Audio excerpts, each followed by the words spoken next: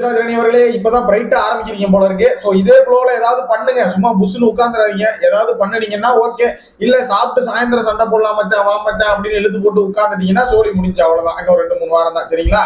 So அதனால கொஞ்சம் ஏதாவது கண்டென்ட் கொடுக்க இப்பயாவது ட்ரை பண்ணுங்க அப்படின்னு சொல்லிக்க விரும்புறேன். சோ பிக் பாஸோட 2வது ப்ரோமோ வந்து ரிலீஸ் ஆயிருக்கு. இந்த ப்ரோமோ எப்படி இருக்கு வந்திருக்கலாம் சொல்ல போல, ப்ரோமோ நடந்த விஷயங்கள் அதுக்கான காரணங்கள் என்னங்கிறத எக்ஸ்பிளைன் பண்றேன். மறக்காம வீடியோ கால் லைக் கொடுத்து புதுசா பாருங்க, சப்ஸ்கிரைப் பண்ணிக்கோங்க. ப்ரோமோ 2ல ஏன்டா ரே ரயான் எதுக்குடா வந்திருக்க, நீ எதுக்கு வந்திருக்க? சௌந்தர்யா கையை பிடிச்சிட்டே சுத்தவா? சௌந்தர்யா பாருங்க அந்த ப்ரோமோ திருப்பி இப்போ போய் பாருங்க.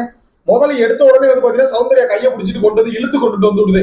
அதான் எல்லாம் முடிஞ்சிருச்சு அப்புறம் என்ன அப்படின்னு சொல்லிட்டு என்னடா பண்ண வந்திருக்கீங்க அப்படிங்கிற மாதிரி தான் இருக்கு.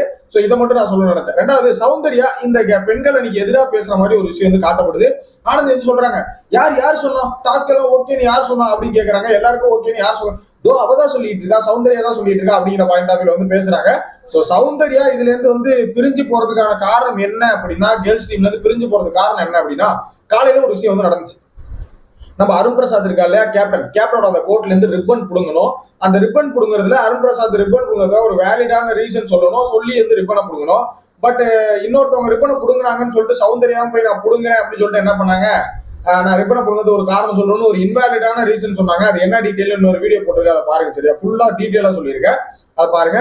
அந்த மாதிரி ஒரு காரணம் இன்வாலிட் இல்லைன்னு பெண்களும் சப்போர்ட் பண்ணல, அந்த காரணத்துக்கு ஆண்களும் சப்போர்ட் பண்ணல அப்படிங்கும் போது இன்னொரு ஆளுக்கு சப்போர்ட் பண்ணாங்க, அதனால எனக்கு வந்து சப்போர்ட் பண்ண அப்படின்னு சொல்லிட்டு ஒரு உள்ளுக்குள்ள இருந்துச்சு. எல்லாம் இப்படி என்ன வச்சு ஏமாத்துறீங்க, இது மாதிரி என்ன வச்சு இது பண்றீங்களா, என்னையே அப்படி பண்றீங்களா அப்படின்னு சொல்லிட்டு போனாங்க. சோ ஒரு அந்த காரணத்தை வச்சு இப்ப பெண்களுக்கு வந்து இவங்க தனியா ஒரு டேக்ல போறாங்களோ அப்படிங்கிற மாதிரி என்னோட ஒப்பீனியன். ப்ரோமோ 2 பத்தின உங்களோட கருத்துக்கள் என்ன அப்படியே மறக்காம கமெண்ட்ல போட்டுவிடுங்க. நெக்ஸ்ட் வீடியோல மீட் பண்றேன். தேங்க்ஸ் ஃபார் வாட்சிங்.